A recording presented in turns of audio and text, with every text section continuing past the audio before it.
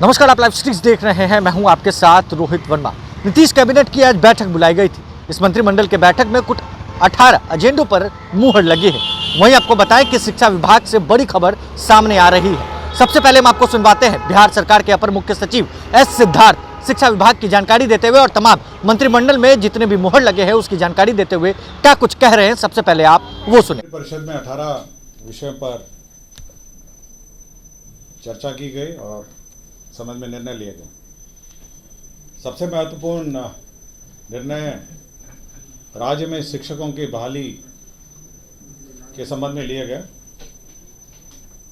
बिहार राज्य विद्यालय अध्यापक नियुक्ति स्थानांतरण अनुशासनिक कार्रवाई सेवा शर्त नियमावली 2023, आपको याद होगा कि कुछ दिन पहले मंत्रिपरिषद ने इसकी स्वीकृति दी गई और अब इसके अंतर्गत पदों के सृजन हुए, जिसमें मूल कोटि के 40,185 पद जो मरणशील हो गए थे एवं विशेष शिक्षक के लिए पंचायत प्रारंभिक शिक्षक नगर शिक्षक के क्रम से मूल कोटि के स्नातक कोटि के 5,534 एवं 1,745 सभी पदों को प्रत्यार्पित करते हुए अब 1 से 5 तक के जो पद हैं वो 85,477 और 6 से 8 1,745 पद।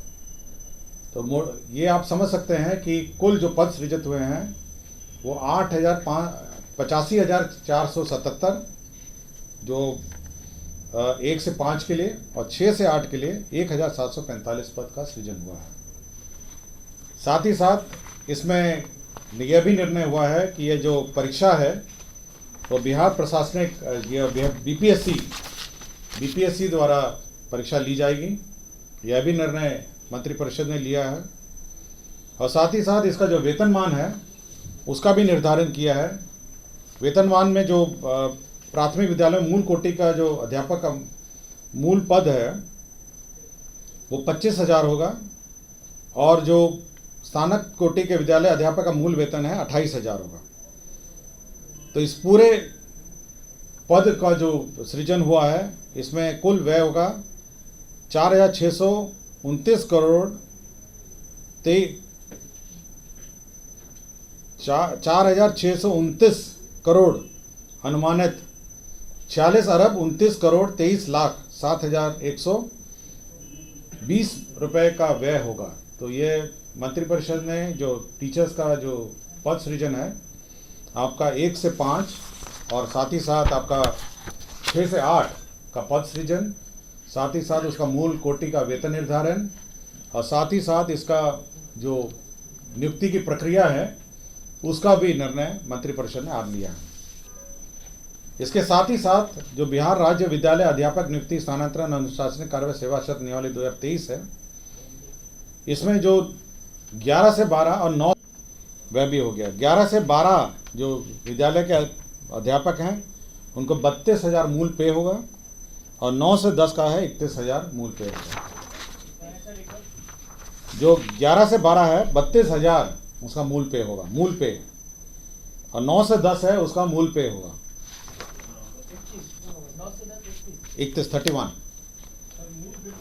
मूल वेतन के अलावा मैं बता देता हूँ, मूल वेतन के अलावा आपका 42% डीए होता है, ठीक है, 8% एचआरए होता है, हाउस रेंट अलाउंस,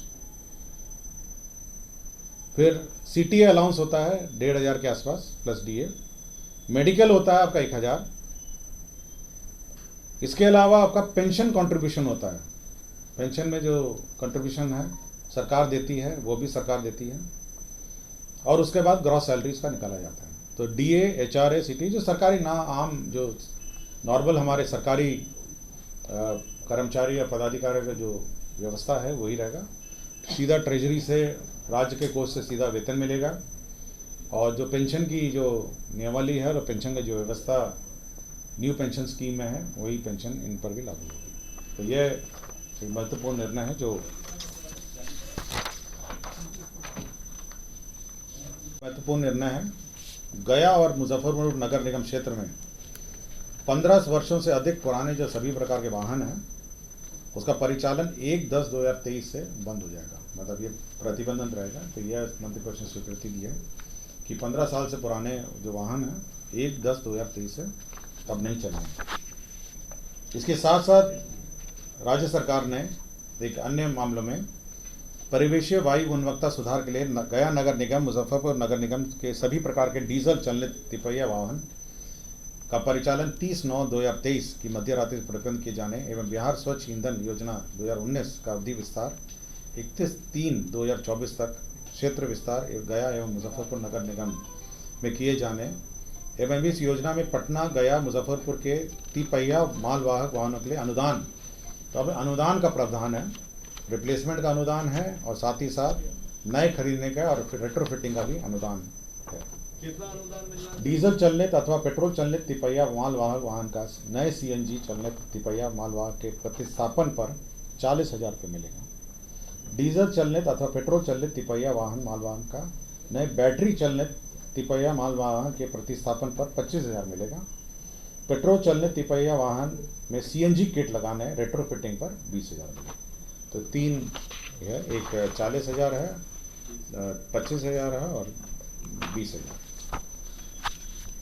शिक्षा विभाग का एक अन्य मामला था जिसमें अल्पसंख्यक शैक्षणिक संस्थाओं में दर्जा देने का ये व्यवस्था की गई है। जो अल्पसंख्यक शैक्षणिक संस्थान है इसके लिए शिक्षा विभाग को प्राधिकृत किया गया है, लेकिन शिक्षा विभाग प्राधिकृत मतलब अप्रूव करने के पूर्व अल्पसंख्यक कल्याण विभाग से अनापत्ति संचिका में लेते हुए यह अनुमान्यता निर्गत करी है। तो यह एक महत्वपूर्ण निर्णय है। डिटेल में बता दीजिए सर। देखिए, अल्पसंख्यक शैक्षणिक संस्थाओं का दर्जा कुछ संस्थाओं को मिलता है, इसके लिए नियमावली अलग है। आपको जानकारी होगा कि इसके लिए अलग से नियमावली भारत सरकार की भी है और ये national commission for minority education institution act 2004 का एक एक्ट है, the national commission for minority education institution act 2004। नहीं, कोई अप्लाई करेगा कि हम अल्पसंख्यक संस्था हैं, हम लोग हाई स्कूल चलाना चाहते हैं, हमको अल्पसंख्यक संस्था का श्रेणी का दर्जा दिया जाए, अल्पसंख्यकों के विशेष के लिए है, तो उसमें ये प्रावधान है। ये एक्ट जो एक्ट मैंने आपको बताया, ये 2004 का एक्ट है, the national commission for minority education institution act 2004। इसमें एक अप्रोप्रिएट अथॉरिटी किसी को निर्धारित करना था जो ये अप्रूवल देगा। तो राज्य सरकार ने निर्णय लिया है कि शिक्षा विभाग इसका नोडल डिपार्टमेंट होगा और जब भी देगा तो अल्पसंख्यक जो डिपार्टमेंट है, अल्पसंख्यक जो डिपार्टमेंट है, विभाग है, उससे अप्रूवल लेने के बाद देगा। अभी तक का इसका प्रावधान पहले कुछ था क्या? पहले ये बहुत ही पुराने एक नियम से चलता था, आई थिंक मेरे ख्याल से 1969 या किसी का कोई नियम से चलता था। तो अब ये जो लेटेस्ट एक्ट के आधार पर ये दिया जाएगा, पहले बहुत पुराना एक नियम था इसके आधार पर दिया जाता था, अब ये नए नियम मैं आपको कैबिनेट का निर्णय कम्युनिकेट कर रहा हूँ। ये विभाग आपको बताएगा कि ये अभी अप्लाई, ये जो नए जो अप्लाई करेंगे उनको मान्यता देने के लिए ये प्रावधान है। हाँ, जो कहेंगे कि हम अल्पसंख्यक संस्था, हमारा रजिस्ट्रेशन अल्पसंख्यक संस्थाओं में होना चाहिए, उनको अलग से कोई प्रिविलेजेस भी हैं, तो उनका रजिस्ट्रेशन की प्रक्रिया और उनको मान्यता देने की प्रक्रिया सरकार, राज्य सरकार ने निर्धारित की। इसमें क्या फाइनेंशियल एड भी होगा सर? कुछ फाइनेंशियल एड? ये अभी केवल मान्यता है, तो पहले तो मान्यता है, उसके बाद एडमिशन की कुछ याद होगा कि 10,000 बैटरी चलित ट्राईसाइकिल उपलब्ध कराने का निर्णय राज्य सरकार ने पिछले साल लिया, तो इस साल भी लागू होगी। लेकिन ये जो 10,000 की लिमिट है उसको राज्य सरकार ने शिथिल कर दिया है। तो जितना बजट होगा उतना हम लोग, जितनी आवश्यकता होगी उसके अनुसार हम लोग इसको वितरण करेंगे। तो 10,000 की सीमा है वो बंद कर दी, शिथिल कर दिया है और साथ ही साथ इस वर्ष भी योजना चालू है। भारत सरकार की एक योजना है, महिला एवं बाल विकास मंत्रालय भारत सरकार वित्तीय वर्ष 2022-23 एवं 25-26 तक मिशन शक्ति योजना को स्वीकृत किया है। इसमें 59,80,52,417 रुपये है। तो बेसिकली इसमें जो भारत सरकार ने विभिन्न योजनाएं थी, उनकी मल्टीपल छोटी छोटी योजनाएं थी, उसको कंबाइन करके उसको मिशन शक्ति योजना करके उन्होंने नाम दिया है और 59,80,52,417 का इसमें योजना होगा। इसमें भारत सरकार का अंश होगा 50 करोड़ 65,93,297 और बिहार सरकार का इसमें राजस्व का 9,14,59,120। ये एक महत्वपूर्ण योजना है भारत सरकार की। इसमें आम पब्लिक को कैसे क्या सुविधाएं मिलेगी? इससे सारी पुरानी ऑनगोइंग योजनाएं हैं, जैसे वन स्टॉप सेंटर है, आपका वन स्टॉप सेंटर महिलाओं के लिए चलता है। बेटी बचाओ बेटी पढ़ाओ घटक है, महिला हेल्पलाइन चलता है इसमें, और प्रधानमंत्री मातृत्व वंदना योजना है। ये सारी 4 योजनाएं हैं जो चलती थी, इसको कंबाइन करके एक योजना करा गया।